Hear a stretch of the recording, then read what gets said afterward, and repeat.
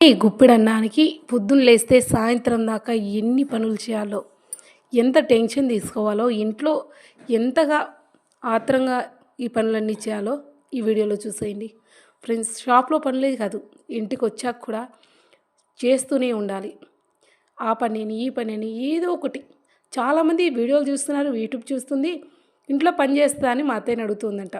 ఈ వీడియోలో చూసేయండి నా కష్టం ఎలా ఉంటుందో. ఈ భోజనం చేసే దాని కన్నా ముందు నేను ఎన్ని పనులు చేశానో, అన్ని పనులు చేశాక నేను భోజనం తిన్నానో చూడండి. ఇంటికి రాగానే ఆ ఎండ పొద్దున్నే వెళ్ళి నీళ్ళ క్యాన్ పట్టుకొచ్చారు మా వారు. ఫోన్లన్నీ ఛార్జింగ్ పెట్టి ఇంట్లోకి వచ్చాం. ఇంట్లోకి వచ్చి చూస్తే ఉదయాన్నే తొందరగా వెళ్ళాను ఈరోజు. అన్ని పనులు చేసినప్పటికీ గ్యాస్ మిస్ చేశాను. గ్యాసు కడగలేదు. నాకు కొంచెం గలీజ్గా ఉంటే గ్యాస్ మీద వంట చేయాలనిపించదు.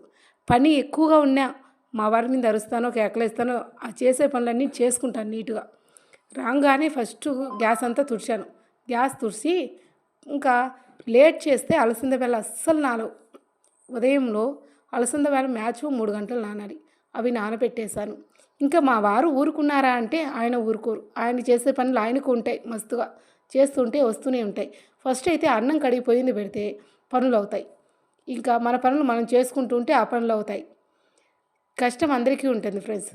కొంతమంది ఏం పని ఉంది, అది కూడా ఒక పని అని అంటారు. కానీ ఉదయం నుంచి ఒకటే పని చేస్తూ ఉంటే తెలుస్తుంది. పనికి వెళ్తే చేయలేక వెళ్ళే పనులే చాలా నయం నాకు తెలిసి. ఒకటే పని నలుగురు ఉంటాం కాబట్టి డోంట్ వరీ.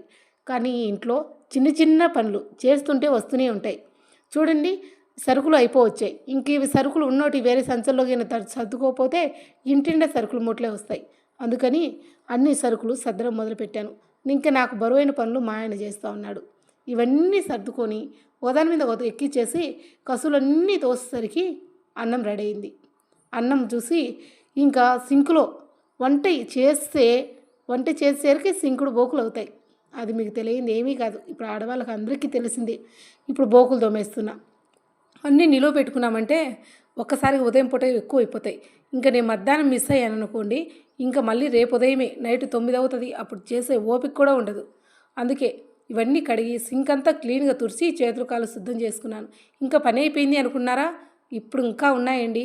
ఇప్పుడు కొన్ని పనులు అయ్యాయి. ఇప్పుడు అన్నం అయితే సరిపోతుందా? దాంట్లో కూర కావాలి కదా, కూర ఏదో ఒకటి చేయాలి. ఇప్పుడు ఏం చేద్దామని ఆలోచించి కూరకు స్టార్ట్ చేశాను. వంకాయ కూర అంటే బాగానే తింటారు.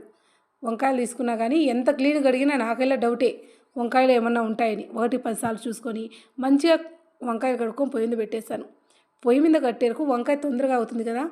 ఇంకా దాంట్లోకి మసాలా దంచుకునేసరికి వంకాయ ఉడికిపోయింది. పోపు పెట్టేశాను. ఇంతే ఫ్రెండ్స్. ఇవన్నీ చేసి ఇప్పుడు సరిగ్గా 2 అయింది. కొంచెం అన్నం తిని ఒక్క అరగంట రెస్ట్ తీసుకుంటాను. లేదు అనుకుంటే ఏ వెరైటీంగో వీడియోస్ పెట్టడమో ఏదో ఒక పని. అప్పటికి 3 అవుతుంది. 3-3:30 కల్లా మళ్ళీ షాప్కి వెళ్ళిపోతా. ఇది ఈ వీడియోలో నా కష్టం. మధ్యాహ్నం పూట నేను ఎంత కష్టపడతానన్నది ఈ వీడియోలో తెలుస్తుంది. వీడియోలు చూస్తూ పనులన్నీ అత్తగారి మీద భర్త మీద వేయనమ్మా, దయచేసి అర్థం చేసుకోండి. నా వీడియోలు సపోర్ట్ చేయండి. ఫస్ట్ టైం చూస్తే సబ్స్క్రైబ్ చేసుకొని లైక్ చేయండి. రండి ఫ్రెండ్స్, భోజనం చేద్దాం. 2 గంటలైంది, భోజనం చేద్దాం రండి ఫ్రెండ్స్. ఈ భోజనమైనా ఓసాట కూర్చొని ప్రశాంతంగా తిందాం. ఓకేనా? Bye friends.